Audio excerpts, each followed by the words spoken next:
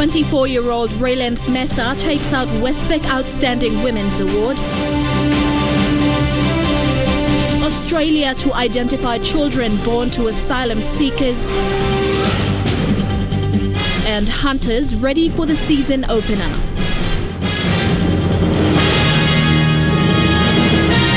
This is the National EMTV News with Helen Sayer. Good evening, this is Saturday's news. Thank you for joining us. Hosted on the eve of International Women's Day yesterday, it was a special and memorable evening for the finalists of Wespac Outstanding Women Awards. This is the 12th year of the WOW Awards, and 21 women who have contributed to the improvement of Papua New Guinea were recognized as finalists. The WOW Awards were presented in 7 categories, as well as the overall winner. Patricia Kiamo with the details. The 2019 finalists for the WOW Awards were recognized by their significant contributions to the community and the country as a whole. The awards presented for the 7 categories are as follows. The ExxonMobil PNG LNG Public Sector Award was presented to Betty Jacobs, a senior provincial magistrate in Western Highlands Province. The Young Achievers Award, sponsored by IBBM, was awarded to Raylance Mesa, an architect by profession. The Sports Award, sponsored by More Printing, was awarded to the first female coach of PNG's national football team, Margaret Aka. PricewaterhouseCoopers Private Sector Award was given to Hilary Tonomur, the first woman in the country to be appointed a senior mining management position.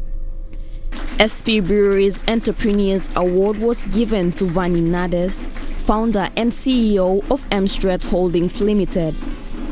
The Not-for-Profit Award, sponsored by Steamship, was awarded to Petra Arife, and Trukai's Community Award was given to Frida Yakio. For the first time, a woman under 30 was named the overall Wespac Outstanding Woman of the Year, 24-year-old Young Achiever awardee Raylance Mesa. Balance or a situation wouldn't be successfully achieved if there weren't like other views to it. If there weren't us considering women, considering men. So it's like a partnership that we should build in our societies. So to help if we want to see things change, then we all have to work together in order to achieve these changes in our communities. Wespac PNG's new CEO, Brett Hooker, stressed on the need to recognize women's achievement on International Women's Day and always. We see and hear about women doing remarkable things every day in business, the public sector, NGOs, and in their communities. However, a lot of the time this does go unnoticed.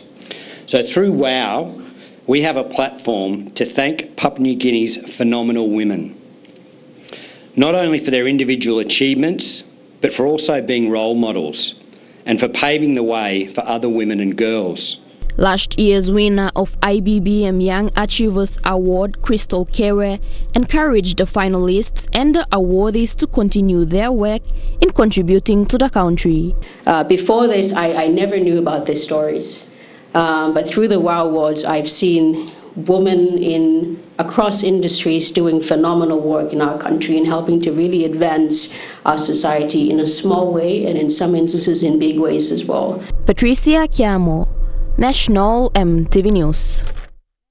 Women and men from the law and justice sector, Morbe's Community and Development Division and members of the public gathered yesterday at Lace Botanical Garden and celebrated International Women's Day.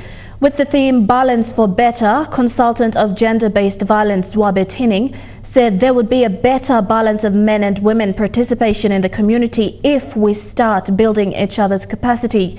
The International Women's Day is observed around the world on the 8th of March. It is a global day that celebrates social, economic, cultural and political achievements of women. This Women's Day celebration was hosted by Morbe's Community and Development Division at the Lake Botanical Gardens Officers from the law and justice sector, the NGOs responsible for gender-based violence, business houses and members of the public gathered this morning to celebrate the event. The keynote speaker Zuabe Tining, who's also a consultant of gender-based violence, said capacity building is important in order to better the balance of men and women in the community. Give him chance longol, build him capacity longol. Train him all, prepare him all, come kisi place blayona. You can lose this law so good law can continue yet. Lo develop him this la country blayomi. Suppose you may fight lo power yet, you may fight lo position and number yet. But you may not have senis.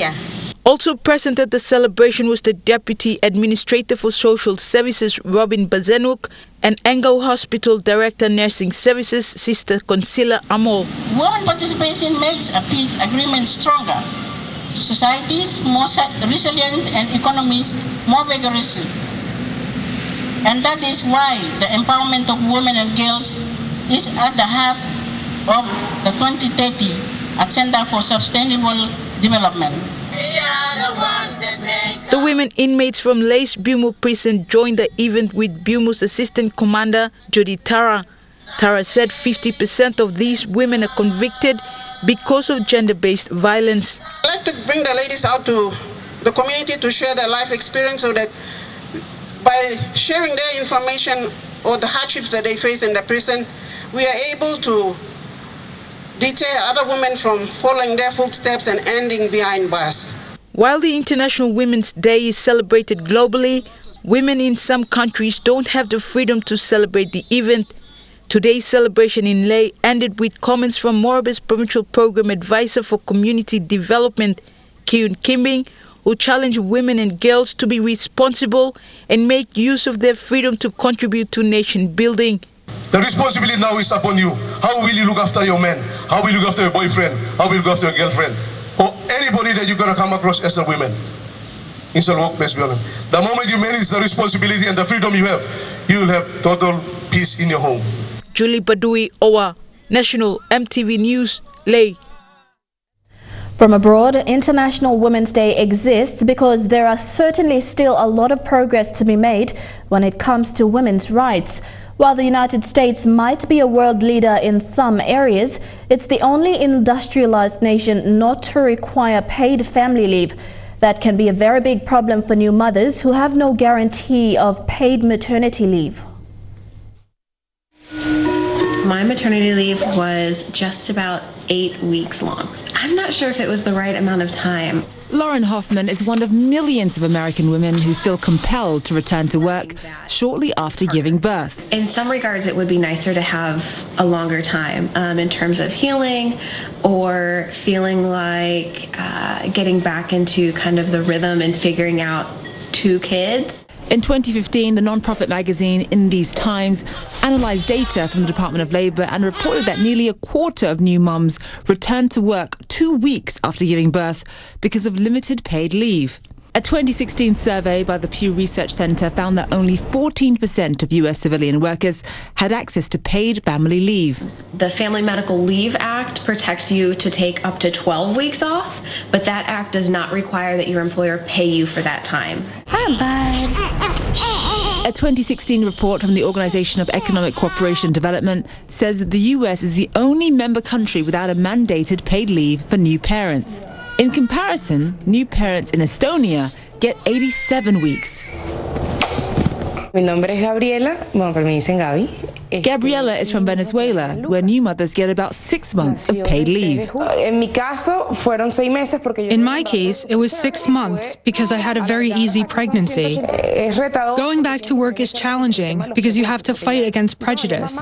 Because they say, she's a mother, she's softened, but I'm still a professional. For many new mothers, the period after giving birth is filled with anxiety. Then there's a feeling of guilt of leaving their babies to return to work. There will be moments where you might want to cry, let yourself cry. But know that even though new motherhood is probably the hardest job on the planet, it is absolutely worth it. To other news, the Australian government is trying to identify children born to refugees and asylum seekers on Manus Island who could be eligible for transfer to Australia under the Medevac law. The Australia Home Affairs Department says there is a requirement under the Act to identify the children known as legacy minors as soon as practical and notify the minister. It is still unclear under which conditions the children would be eligible for a transfer to Australia. The department says it is still working through how the legislative provisions apply to them. The ABC has reported that the future of the children remains unclear as some of the fathers leave PNG. It's not known exactly how many babies have been born to asylum seekers and refugees here on Manus Island. It's estimated to be between 35 and 40, but not all of the births have been recorded, and some of the families we've spoken to say they're struggling to get birth certificates for their children. There's also quite an array of situations here. We've got some women who the father have left, have gone back to their home country or on to the United States, but there are also fathers here who are fighting desperately to get all the documentation they need for their family so that if they are moved on, they can take their children with them. For the children that remain behind here on Manus Island, they could face a difficult life. There's a possibility of being ostracised from the community and also just in having difficulty later in life because things are handed down through the father. Things like land come from the father's side. So having a father not from the island could make things difficult for some of the children. You're with Saturday's news. Among stories after the break, the signing of a ministerial declaration for PDL7 in Hela province. Details after the break.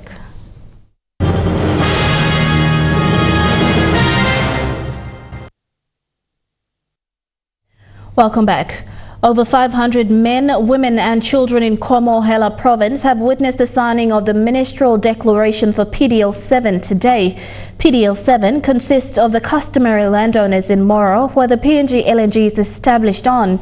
The signing of Petroleum and Energy Minister Fabian Pock in Hides 4 this morning comes 28 days after the landowner beneficiaries identification or lobbied program was completed.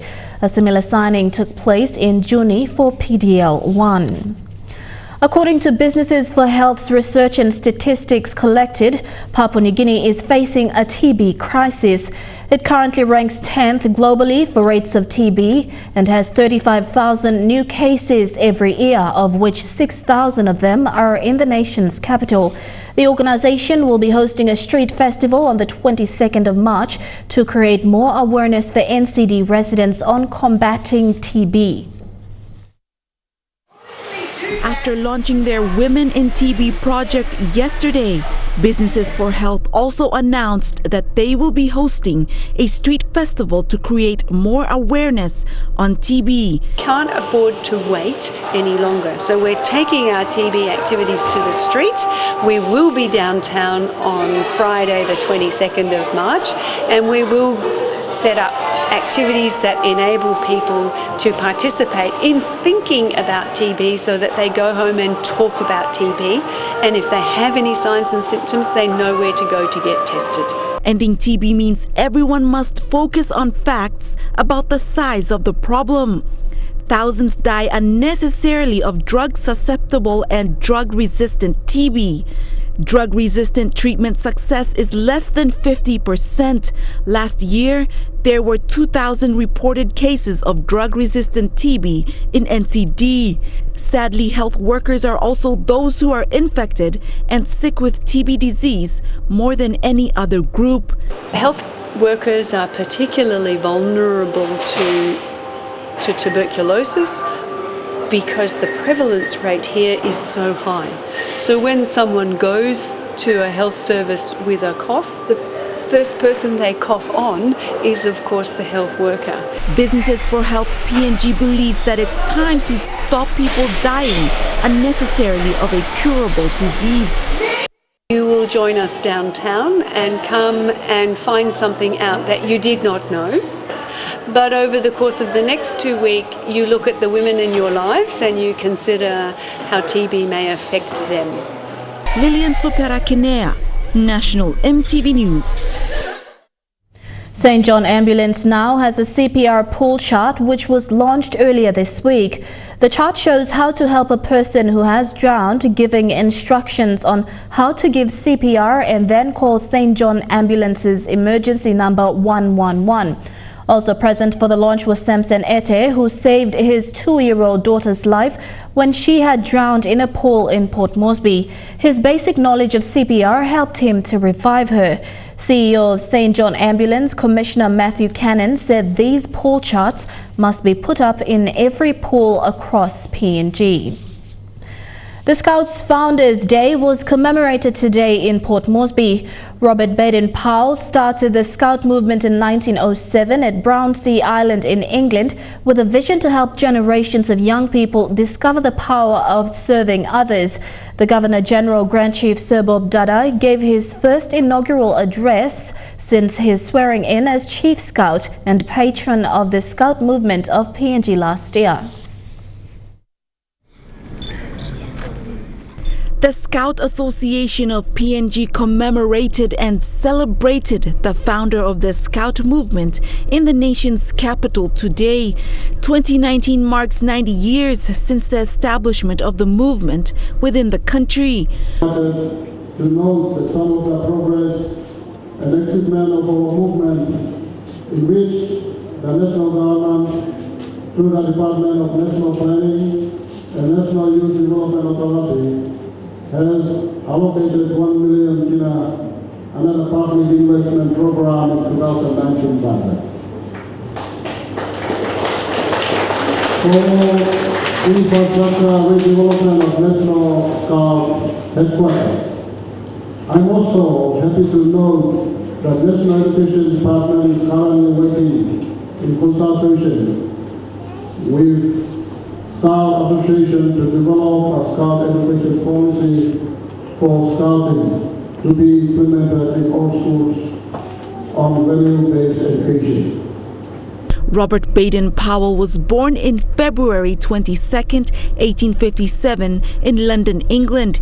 He served in the British Army from 1876 until 1910 in India and Africa. In 1907, he founded the Scout movement at Brownsea Island in England and gave guidance to the Scouting and Girl Guiding movements until retiring in 1937. Baden-Powell lived his last years in Nyeri, Kenya, where he died and was buried in 1941. His vision and mission was to enable generations of young people to discover the power of serving others. Today, over 50 members of the association in PNG were challenged to focus on changing the world for better.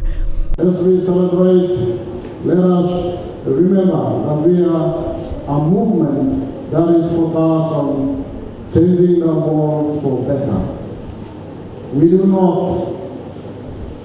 do that not by things we do inside our groups, patrol and troops, but by being visible scouts and leaders of change in our community. As members, we all understand the positive change Scouting can bring for young people and adults. But we need to make that change known and visible. The Scout Association of PNG has contributed to the nation's building in developing young people become good citizens through their training and development programs since 1926. Lilian Sopera Kinea, National EMTV News.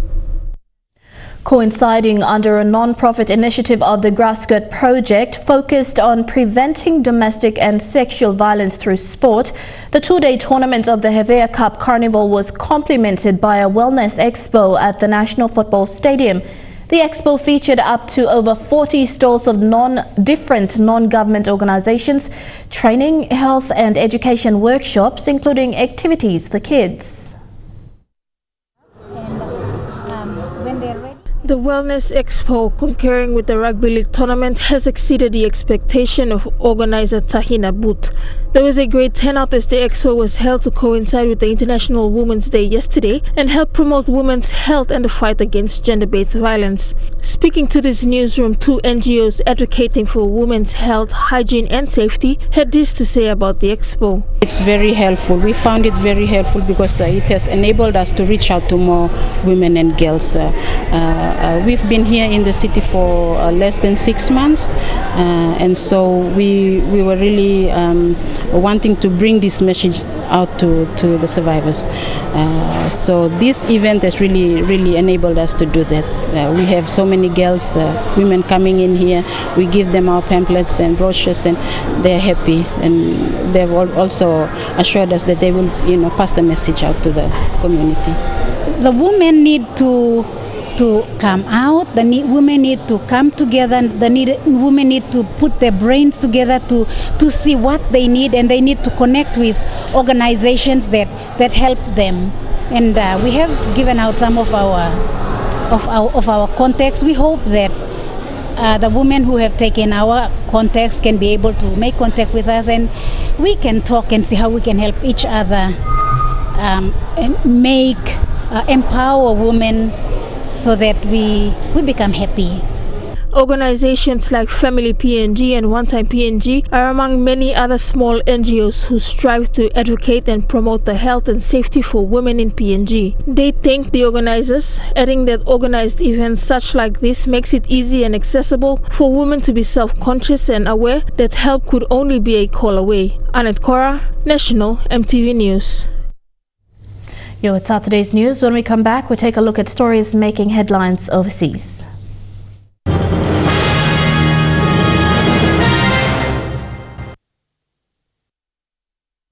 Welcome back to the news. Turning overseas now to South America, most of Venezuela still had no power Friday evening.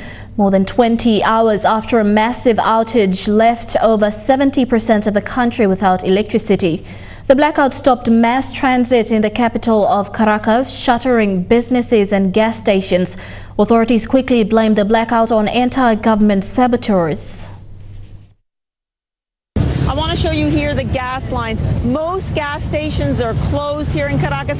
This is one of the few that is opened, and the lineup, as you can see, has already started. The other thing they are lining up for is water. Without electricity, even people who had water in their homes now do not, because the pumps are not bringing water into their homes. And we met with one woman who was actually getting water. She had no idea where it was coming from, but she was quite desperate to get it. I don't know where this water's from, but our pumps don't work without electricity. I guess it must come from a dam or something. President Maduro is to blame. Al culpas President Maduro. Well, I blame the government in general, because the president is Maduro, but there are all of those who follow him. And of course, there are other challenges as well. The metro, the subway remains closed in this city. Now, schools and businesses are also closed. But the issue, the main concern is, of course, for hospitals. And many of the hospitals that I've been to in this country, they were already having a problem with backup power, generators that weren't working, backup power that didn't work. That continues to be a concern right throughout the country, with many nurses and doctors now voicing their concerns that as those emergencies build up, that they will not be able to handle it, especially the longer this blackout continues. In Syria, the fight to extinguish ISIS' self-declared caliphate is becoming smaller and smaller, and many fighters are simply giving up. But they are not giving up on their beliefs. CNN's Ben Wiedemann was on the ground as ISIS fighters surrendered. In defeat, gone is the bravado, the cockiness. In defeat, the men of the so-called Islamic State bow their heads and cover their faces. The sharp contrast with the shrill triumphalism of ISIS's early days. We couldn't fight anymore, so we surrendered, Ahmed, a Syrian says. In the last few days, hundreds of ISIS fighters have surrendered to the US-backed Syrian Democratic Forces. Some have yet to give up. This video shot Wednesday of the group's last enclave shows men on foot and motorbike moving about in broad daylight. Vanquished ISIS may be, yet Omar, a Palestinian refugee who grew up in Syria, hasn't given up. He concedes defeat today, but not tomorrow.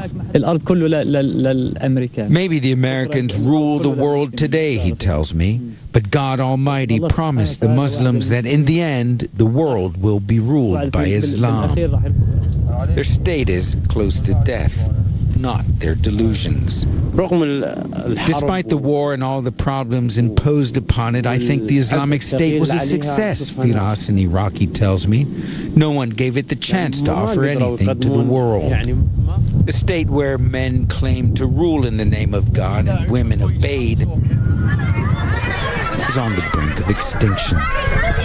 And the children and the women are paying the price, caked in dust, dazed and confused,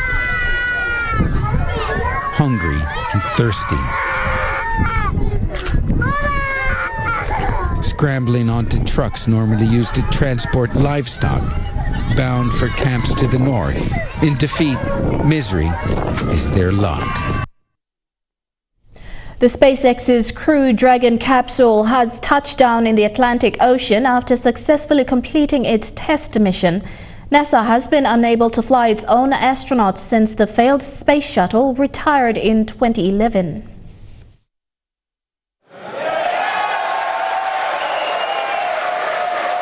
It could not have gone any better. A successful splashdown and a mission where everything went like clockwork. Dragon has returned to planet Earth. It is now back home.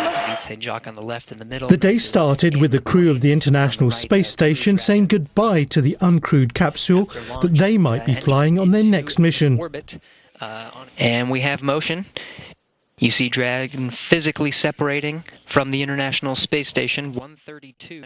On board is a dummy named Ripley, packed with sensors so engineers can analyse how astronauts will experience the ride. The Dragon spacecraft continuing to descend. It's now subsonic, so already starting to slow down thanks Just under 6 hours later, and it comes into view from Earth. Its heat shield uses a relatively untested technology, and it seems to have worked, protecting the capsule during re-entry. It goes exactly to plan. Seems to have gone well. Splashdown was beautiful. The engineers and technicians and everybody on the ground will be checking over all the numbers, all the data, and making sure that everything is good for a future crewed mission later this year, hopefully. That's one small step for man. NASA is hoping for a return to its golden era, when 50 years ago it was able to send astronauts to the moon. For 8 long years, the agency's human spaceflight missions have been grounded. So those drogue chutes do the initial slowing, and then they're ultimately going to pull out. If Dragon's mission has gone as well as it seems, those glory days could soon be back. Katrina Meyerson grew up knowing her grandfather Bob had been a prisoner of war in Singapore and Thailand. But like many of that generation, he didn't talk much about the war. Recently, she discovered a bundle of letters that not only brought to life his struggles, but helped inspire her own work as a humanitarian. My name's Katrina Meyerson. I'm Protection Delegate with the International Committee of the Red Cross. Currently working in Mongdol Subdelegation in Rakhine, Myanmar. This remote part of Myanmar in Southeast Asia is off-limits to most foreigners.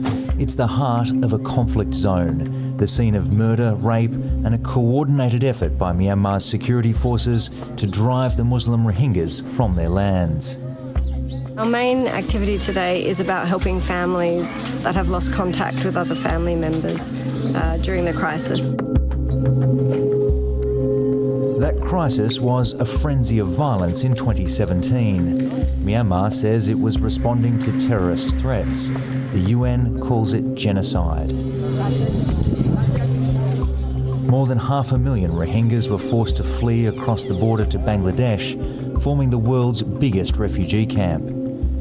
But many of those left behind in Myanmar are still trying to put their lives back together. As you can imagine, in any crisis or conflict, when something like that happens, maybe someone's at work, the children are at school, people are in different places. So how do you find each other? I remember I was with my other colleague. Often it falls to Katrina and her colleagues to try to reconnect families broken up by conflict. The Red Cross is one of the few international organisations allowed to operate in this part of Myanmar, providing food, water and health clinics. For Katrina, reconnecting people in war zones has a special significance. For me, my grandfather was a prisoner in the Second World War, and so this is how actually my family found out that he was still alive, by Red Cross messages to tell them. On a trip home to Brisbane, Katrina catches up with her war veteran grandfather, 97-year-old Bob Christie. She'd always known about the role the Red Cross played, but only recently did Bob casually mention a stash of old letters. He had them there like it was no big deal, whereas I was like, original Red Cross messages from the war. For me it was much more of a wow moment. Back in 1943, Bob's family had been waiting a year and a half after his capture by the Japanese, not sure if he was alive or dead, when finally a letter arrived. Dear Mum and Dad, I am safe. Do not worry about me. My dear boy, just another few lines. Trusting this finds you well. We are all in the best of health. We all join in wishing you the best of luck and many happy returns of the day. Lots of love, my son, from your dear mother. Sometimes the notes were pre-written, with the Australian soldiers only able to circle if they were well or unwell, working or not working. Even at the worst of times, as his mates died from cholera and starvation around him, Bob tried to put on a brave face for his family. One there which says, I am well and working for pay. Well, I was just about dead. I think my mate held my hand while I scribbled out my name on the bottom of it.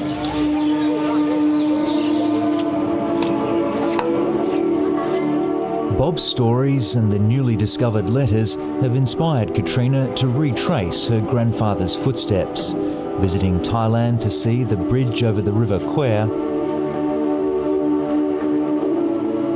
and also the nearby Hellfire Pass, where Bob and his mates once toiled. It's one thing we've all read about what happened and what went on, but to actually be here and physically see, it really does make it real.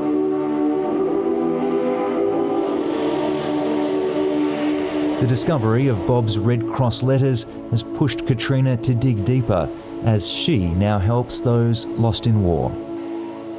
It makes me feel more determined to keep doing that kind of work so that I can try to do something for another family the same way as these Red Cross workers did for our family over 70 years ago. Up next, we take a look at some sporting updates in Trukai Sports.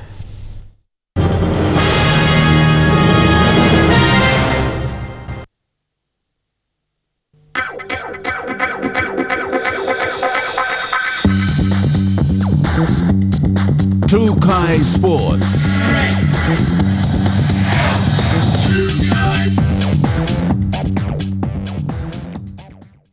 Welcome to Trukai Sports. The Hunters will have their first game this season away from home, but the match will be a milestone for captain Adex Wera, who will pass 100 games on Sunday. The SPPNG Hunters take on the Tweedhead Seagulls on Sunday at 2:05 p.m. tomorrow for their season opener in Brisbane. For Hunters captain Adex Wera, he is ready for his 101st game. Excited through. I played 101 games for me. On them, this like captainship role. Lots of game, so me really excited to start off the first game.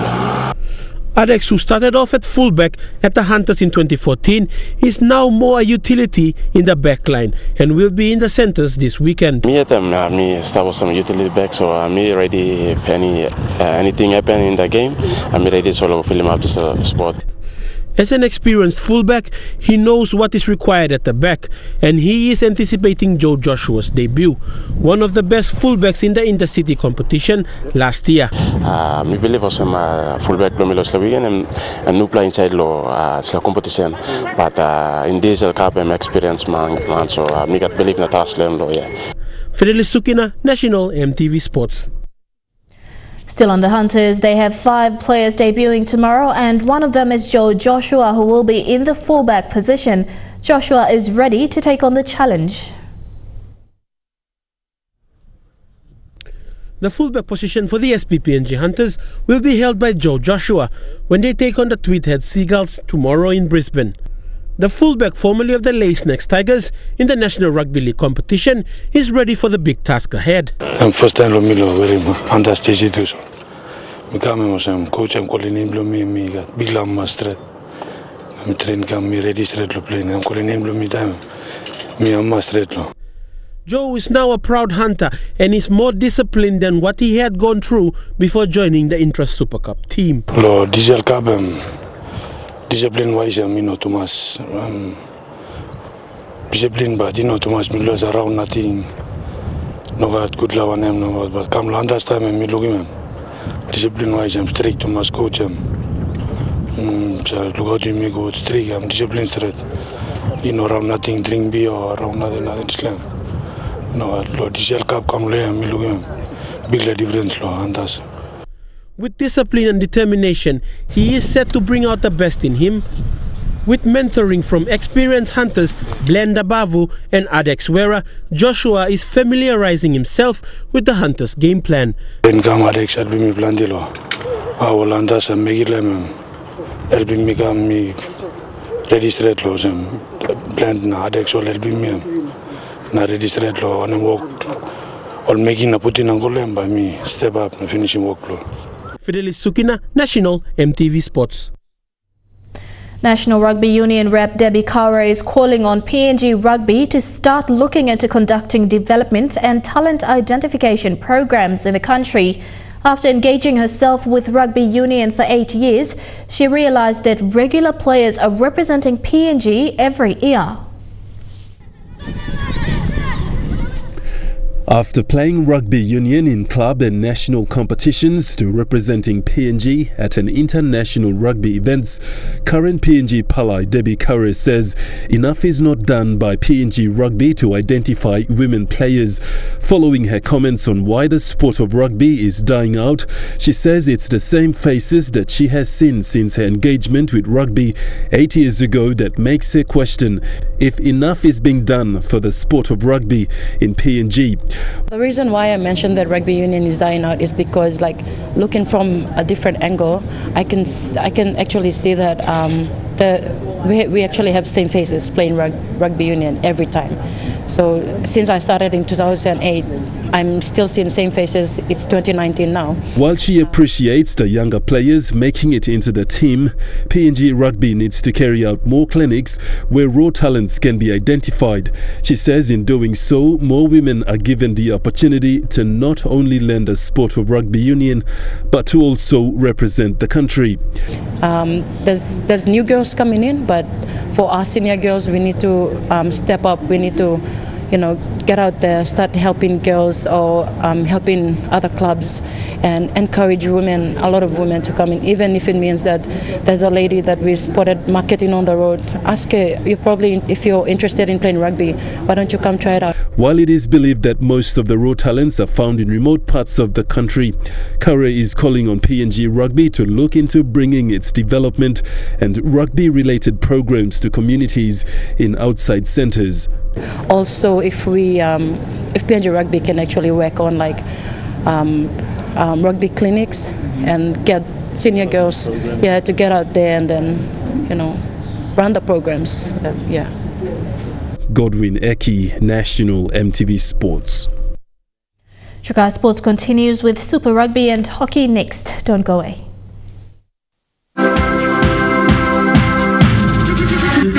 True Kai Sports. Welcome back to True Kai Sports. The unbeaten Crusaders are on their way to claiming their third New Zealand Super Rugby victory. The Crusaders destroyed the winless Chiefs in Christchurch. Chiefs' problems, the Waikato winger they didn't pick, Sevu Reece, ripped them apart early on debut for the Crusaders, leading to the opening try on the other flank for Braden Enor.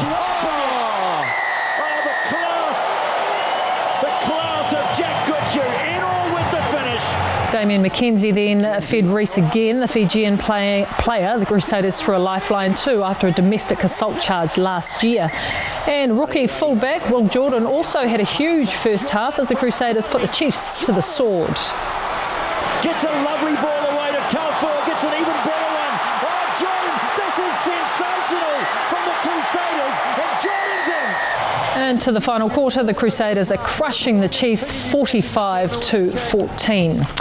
Meanwhile, the Hurricanes were lucky to sneak away with a win over the Highlanders in Wellington. Ngani Laumape came up with 2 first-half tries to put the home side in front at the break. Hanging back.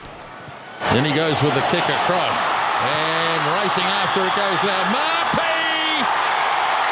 He's done it again. An inset try from Seal Tompkinson had the Southerners leading for most of the second half, probably making things a little uncomfortable for Dunedin local and former Black Caps coach Mike Hesson in the Hurricanes box. But with less than 10 minutes to play, the Canes found space out wide. Barrett gets it wide. Now here's Geordie Barrett in space. Land for the corner. Well, they've struggled to find the space all night, haven't they, really, the Hurricanes? And it took something special to create it. And it probably should have ended in a draw, but an 82nd minute breakdown penalty proved the difference, the Canes winning 25-22. It was a goal frenzy at the Hockey Pro League in Auckland last night. The Black Sticks women were back to their winning ways. However, after a promising start for the struggling men's team, it came down to the most nail-biting finishes against Spain. Men were looking for their first win in the competition, but this wasn't the start they needed. Looking to find a way in, a shot, and it's an opening goal. Less than a minute into the match, world number 9 Spain were 1 up. The Black Sticks finding their equaliser in the second quarter. Oh, that's gone in. It's the first time Spain has ever played in New Zealand, and they were about to get a Kiwi welcome from Black Sticks striker Steve Jeunesse. The points is Jeunesse. The Kiwis racking up a third through Hawke's Bay's Dylan Thomas, scoring his first international goal. But things were about to take a turn for the Kiwis, Spain scoring 2 goals in the space of a minute. Joyce has gone a long way. There is the equaliser. The match finishing in yet another draw for the Black Sticks men and heading to a penalty shootout. Forced wide and he's missed. Spain retaining their 100% shootout record, leaving the Black Sticks men winless. The goals weren't lacking in the women's game either, taking on 12th ranked USA. And who else would open the scoring? Cracks it to the back post, it's deflected in. There's the opening goal, Olivia Mary, the leading goal scorer of the competition, the first to find the back of the net and then the provider for the second. Oh, should have slid in there. Oh, what a finish. The Black Sticks women pulling away to a 3-0 lead, with the USA only managing to score a consolation goal in the final quarter. Rhoda deflected, it is a goal. The Black Sticks women are up to 5th on the Pro League table, next taking on world number 4 Argentina tomorrow. And that ends True Kai Sports. There were the details for the next 24 hours when we come back. True Kai Sports.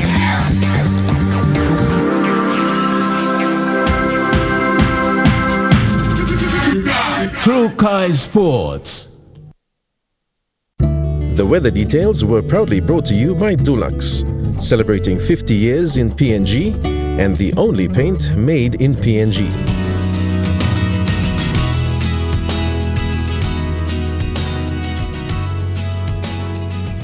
A look at the weather forecast for tonight and tomorrow. In the southern region, thundery showers in Port Moresby, Daru and Kerema, and showers in Alotau and Popondita.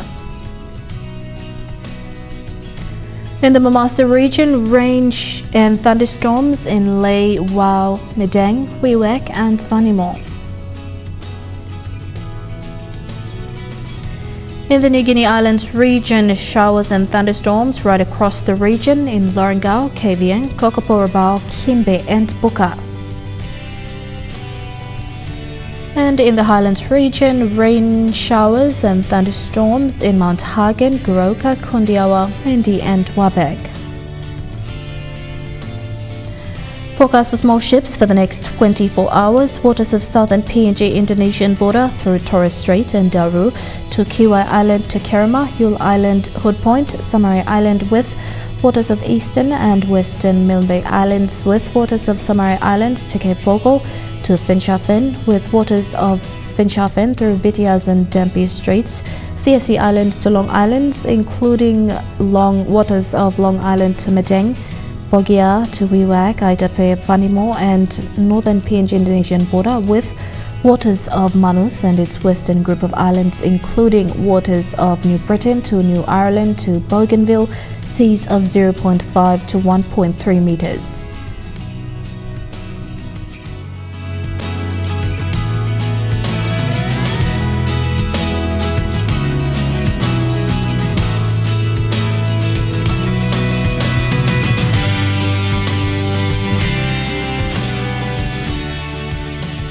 Now a look at the ocean forecast for PNG areas. In the Coral Sea, seas slight with southeasterly winds at 10 to 15 knots.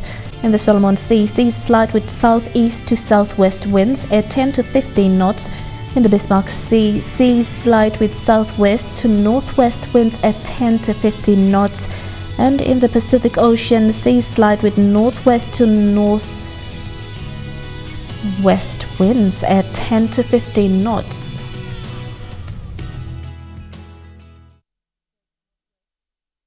The weather details were proudly brought to you by Dulux, celebrating 50 years in PNG and the only paint made in PNG. And that has been the news, sport and weather for today, Saturday, the 9th of March 2019.